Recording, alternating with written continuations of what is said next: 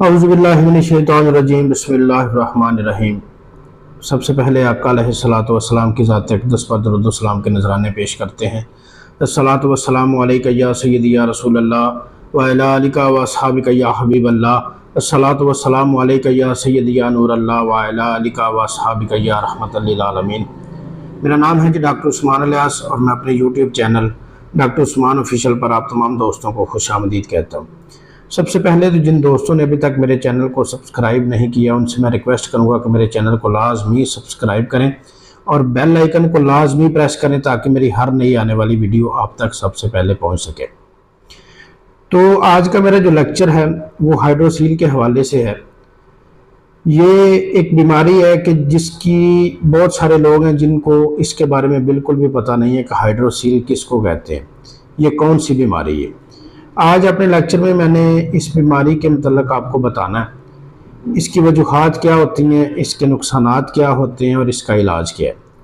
Hydrocele एक ऐसी बीमारी है जिस बीमारी में आपके जो टेस्टीज होते हैं, नफ्स के नीचे जो दो थैलियाँ जिनको गोलियां भी बोलते हैं, टेस्टीज भी बोलते हैं, उनमें पानी बनना शुरू हो जाता है जिसकी वजह से उनका साइज़ बड़ा हो जाता है। बाजू का दर्द होता है और बाजू का दर्द नहीं होता और उसकी वजह से सूजन हो जाती है। उधर बाजुकात एक साइड पे होता है और बाजुकात दोनों साइडों पे होता है जिसकी वजह से दोनों टेस्टीज जो है वो सूज जाते हैं, उनमें सूजन हो जाती है। आपको चलने फिरने में, उठने बैठने में दिक्कत का जो है ना वो सामना करना पड़ता है। तो इसकी वजूहात क्या होती हैं? वजूहात इसकी बाजुकात तो ये कुदरती तौर पे होता है, तो बचपन में बच्चों को भी ये मसला बन सकता है। इसलिए वालिदैन से मैं ये रिक्वेस्ट करूँगा कि जब बेबी पैदा हो तो तकरीबन 5-6 साल तक उसके जो टेस्टीज होते हैं उनके साइज़ का जो है ना वो आप उसको देखते रहें, उसका अंदाज़ा लगाते रहें कि कोई बड़ा छोटा तो नहीं। तो अगर कोई बड़ा छोटा हो, बेबी बच्चा जो है वो उधर दर्द महसूस करे तो आपने किसी डॉक्टर से लाजमी रब्ता करना। तो इसके नुकसानात क्या होते हैं? इसके नुकसानात ये होते हैं कि सबसे पहला नुकसान तो इसका ये है कि इसकी वजह से दर्द महसूस होता है।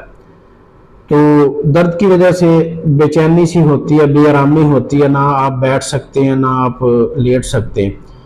दूसरा इसका नुकसान ये होता है कि बाज़ औक़ात इसकी वजह से आप इनफर्टिलिटी का शिकार हो सकते हैं, बांझपन का शिकार आप हो सकते हैं। इसलिए इसका इलाज बहुत ज़रूरी है। तो अगर हाइड्रोसील का मसला आपको है, आप मेरा लेक्चर सुन रहे हैं और आपको हाइड्रोसील का मसला है, तो आपने मेरे साथ रब्ता लाजमी करना।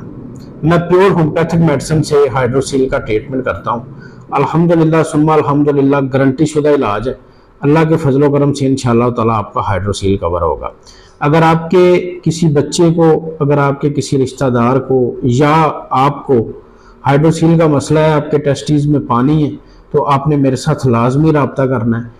इंशाअल्लाह ताला प्योर होम्योपैथिक मेडिसिन से आपका इलाज किया जाएगा और इंशाअल्लाह ताला आपका फ़ायदा होगा। इसके साथ ही मुझे इजाज़त दीजिए, बहुत जल्द एक नए लेक्चर के साथ आपकी खिदमत में हाजिर होंगे। तब तक के लिए अल्लाह हाफिज़। अस्सलामु अलैकुम व रहमतुल्लाहि व बरकातुहू।